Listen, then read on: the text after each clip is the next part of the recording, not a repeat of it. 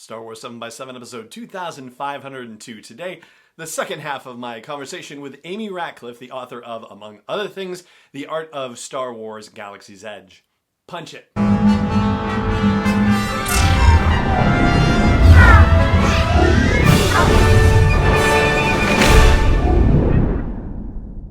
Hey Rebel Rouser, I'm Alan Voivod and this is Star Wars 7 by 7, your daily dose of Star Wars joy. And thank you so much for joining me for it. So, once again, the deal with Amy Ratcliffe. She is the managing editor of Nerdist. She is the author of Star Wars, Women of the Galaxy, and The Jedi Mind. A contributor to From a Certain Point of View, The Empire Strikes Back. She's a host at Star Wars Celebration, as well as a regular contributor to StarWars.com and Star Wars Insider. You can catch up with her online on Twitter and Instagram. She is at Amy_Geek, and on her Substack, that's amyratcliffe.substack.com. You can also subscribe to her weekly or so newsletter as well, which is definitely a fun read. And in this half of the conversation, we're going to talk about the story of Galaxy's Edge and how that becomes a part of the book. We're also going to talk about what people experiencing the book might take away from it, whether you have actually been to Galaxy's Edge or whether you have never been to Galaxy's Edge, and a lot more. But I'll just leave it at that for the moment. Let's just jump right into the second half of my conversation with Amy Ratcliffe, author of The Art of Star Wars Galaxy's Edge. Looking at your writing for the book, did you have any particular parameters that you were given? I mean, I know, for example, with certain kinds of books that are produced, there are, say, character limits given or word limits given to the writers working within different layouts and that sort of thing. Were you given those kind of parameters, or just how did it work for you when you approached the actual writing of the book? You kind of have a general idea in mind, and my editor based that kind of on past Star Wars books, because of course he's worked on all of them, with the Art of books with Phil and the Art of books written by two other gentlemen whose names I don't remember, for Rogue One and Solo. Mm-hmm. And I know when I did my initial draft, I wasn't quite near that number. I knew we still had captions, but something I had to remind myself of, and my editor would remind me in a kind way, is this is an art book. And by that, it just meant the art is the star. The text I write is absolutely important and provides context. Mm-hmm. But if we're a little short, we have plenty of art, and that's okay. But sure enough, by the time I went back and got captions, things worked out. And I think it was probably challenging because, they had a rough layout done, then I go and get captions, and the designer has to figure out how to fit those in, mm-hmm. Which he did brilliantly. But I think the parameter that was a little less logistical, but just an overall thing that I challenged with, is that it's an art of book. It's not a making of book. And mm-hmm. I'm very curious. I am very, like we talked about, very fangirl about Imagineering, and I want to know how they do everything, whether mm-hmm. it's here's how we're coming up the ride, or here's specifically how we aged this one piece of metal really beautifully. And I love getting into those details, but this wasn't really the right place for it. There's some overlap, of course. You have to tell a little bit about the making of the land to get to the art part, but mm-hmm. I could have added many more hours to my interviews had it been a making of book, because it's just easy. It was a challenge not to just veer off entirely off that cliff and go into every, and if they ever do make that book, I'm sure it'll be 1 million pages long. I imagine that, in that position, maybe some of your thought process is on the order of, gee whiz, I should ask these kinds of questions because I don't necessarily know what I'm, going to include or not. And so I'd rather have more information than less. 100%. And I am, from my reporting background, I'd always rather have more. It's easy for me to take a transcript and cut down, but mm-hmm. if it's not there, it's not like I can just make it up. So right. Yeah, and knowing that what it takes to schedule all the interviews, and of course knowing that there are going to be follow-ups necessary from time to time, but probably also wanting to, I imagine, limit the number of follow-ups that you have to do necessarily. Yep. Mm-hmm. Like maximize the time that we have and just try to cover a lot of bases. And like I said, everybody made themselves very available for follow-ups, largely over Zoom, but I know a few people I'd be like, can I just email you a quick question Mm-hmm. to fact check something or whatever. But yeah, it was just I have them here, so let's ask a lot of stuff and it'll, some of it I have a very specific plan for, like, okay, I know this is going to go in this section and we want to cross these things off my list to Mm-hmm. have context about, but we'll see what else we get. Right. And I'm glad I did that. Definitely. And you mentioned, the fact that there are other art of books that, are ones for the movies or the most recent one prior to this for The Mandalorian. And we've sort of touched on a little bit about how this one for Galaxy's Edge is different. It's not really a making of. And I would say the art of books for the movies are, very much a mix of both the art and the making of at the same time. How else would you say the Art of Galaxy's Edge differs from a movie style art of book, and how is it similar? I think the obvious is it's similar as far as how it's similar is a lot of the same folks who worked on the films from the Lucasfilm concept art team worked on Galaxy's Edge, which I think is super cool. Mm-hmm. And I think it's incredible that Imagineering recognized, like, hey, Lucasfilm's part of our company. They make some Star Wars. If we're gonna make some Star Wars, let's maybe touch base with them. But the big difference, and it was interesting to talk to like Doug and Eric and Lucasfilm folks I discussed with, is that when you're concepting regardless, right? Like you're going blue sky, you're going big, you're not necessarily at that point thinking about practical limitations. Mm-hmm. However, when it does come time to translate those concepts to more of a tangible reality, is film sets last as long as they need to for filming. Mm. And you can very much maximize, I guess, where you point the camera. And Yeah.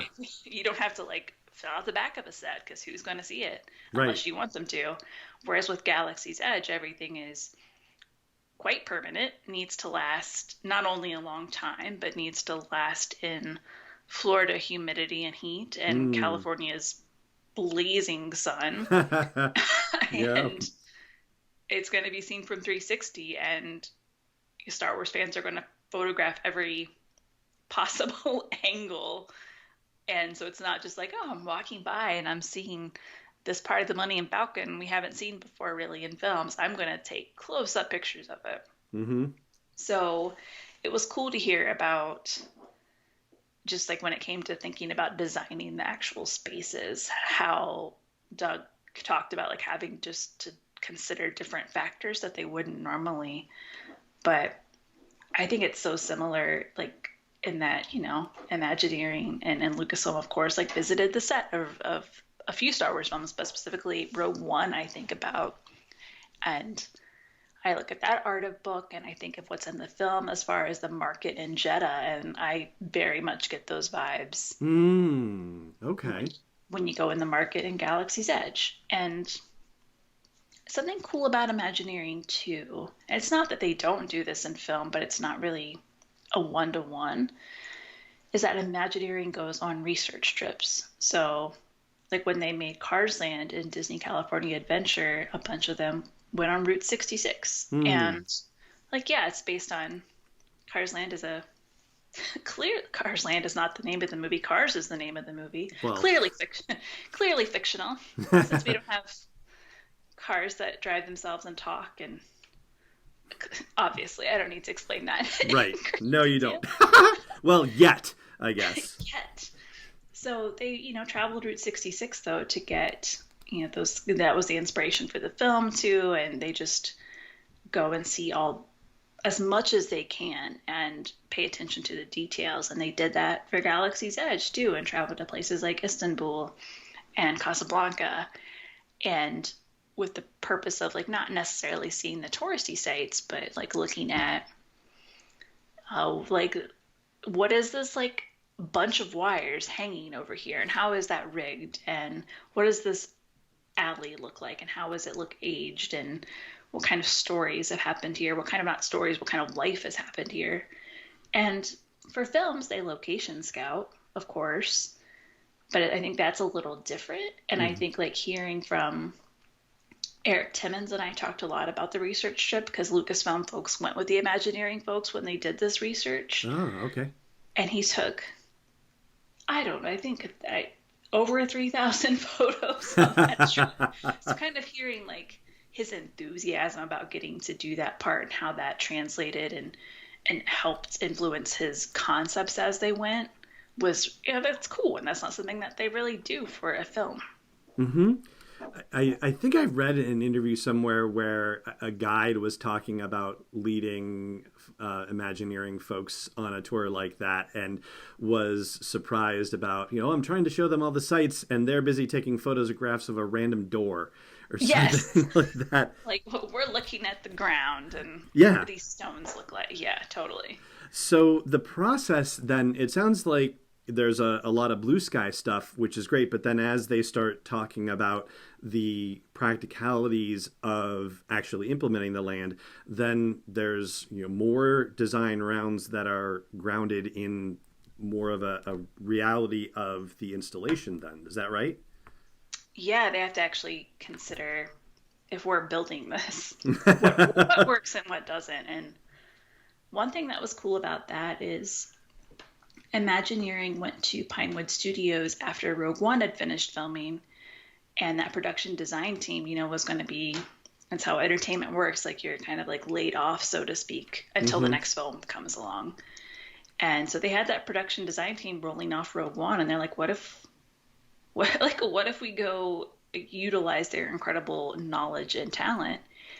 And a couple folks at Imagineering told me how that design team, like, granted, it's for building sets that are not permanent, but they have architectural skills. They can actually make blueprints and bring that sort of just grounded, like, no, we're not building a theme park, but yes, we know how to build things, like that knowledge to the party. And that was cool to hear about. And I remember Robin Reardon at Imagineering telling me about, and I can't remember the gentleman's name with the Rogue One production design team, but something that they did in London, talked about that they very directly like used on the ground later in the park when they were on the construction site.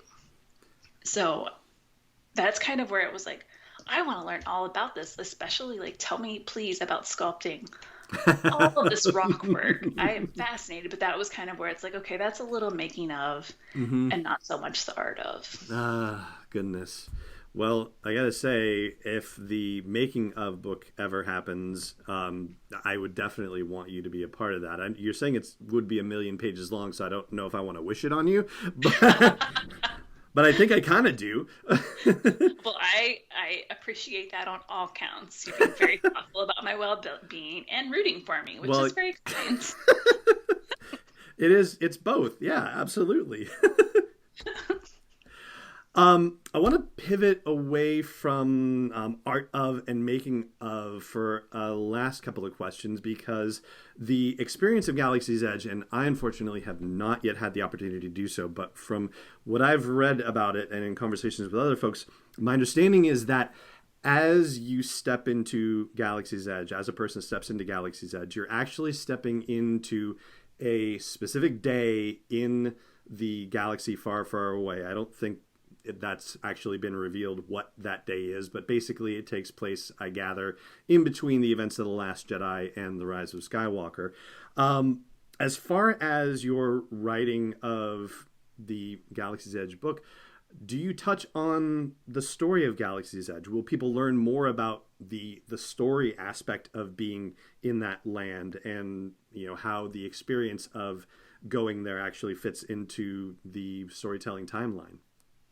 Yeah, it's funny that you mentioned that, because in my first draft, I remember I just had been going a lot and spent a lot of time there. So I had that kind of just in my head. I'm like, well, I don't need to, that silly like bias where I don't need to explain this. Everyone knows because I didn't really mention that. And I remember specifically like, because this book, at least, not all books, or all books go to story group, but they go to different people, I think, depending on what kind of book it is. Mm-hmm. But Pablo looked over this one, and I specifically remember like a note somewhere, like a little comment that was like a very gentle, like, maybe we should explain what the story is. Or like it was like halfway in the book, and it was the first time I'd mentioned like when the story was set between Last Jedi and Rise of Skywalker. He's like, maybe we should move this up. And I'm like, you're totally right, Pablo. Well taken notes. Because I don't go into that in huge detail, but there is either in the introduction or in the Resistance, I don't remember. But there is somewhere in the book, like just enough about like, okay, this is when it takes place in the sequel trilogy. It's between these two films. And, depending on the part of the book, like I definitely reference, Rey is a character who walks around in the park and who is part of Star Wars Rise of the Resistance, the cool attraction. Really cool that I actually have not been able to go on in full yet. And I mentioned Kylo, but I don't get into story a ton. Mm-hmm. Got it. And that's perfectly fine, of course. Yes, but it is an art of book, so it wouldn't necessarily do that. And I don't imagine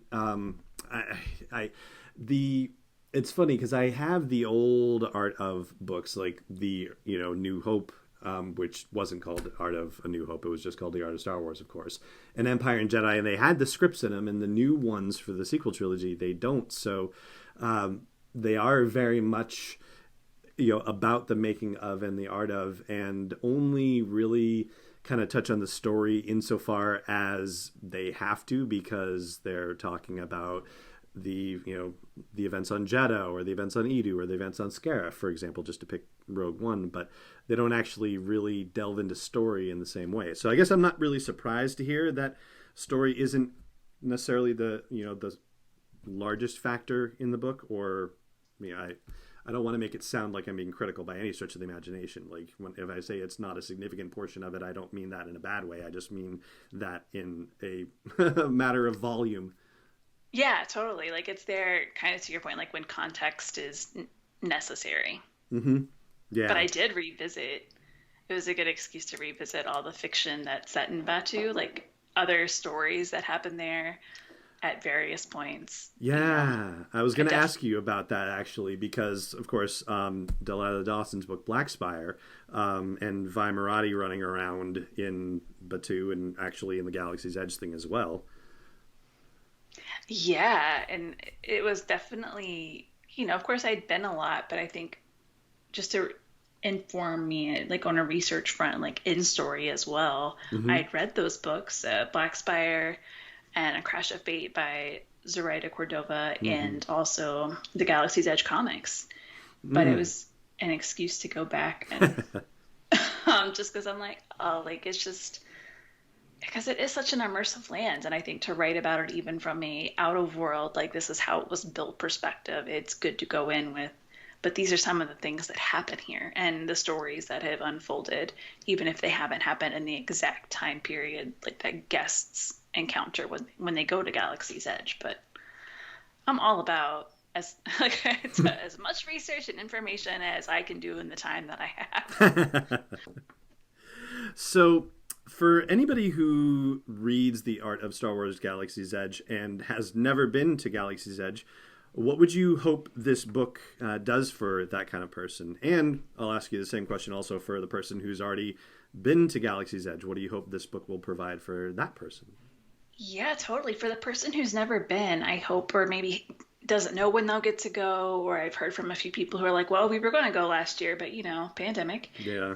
So I hope that the book helps them feel they just get a taste of the land and get excited for a future visit, or just kind of to daydream about a day they might go. But to just kind of, I think it kind of gives a good overview of what you can expect in the land, though of course it includes concepts for attractions and shops and things that didn't end up in the final version of Galaxy's Edge.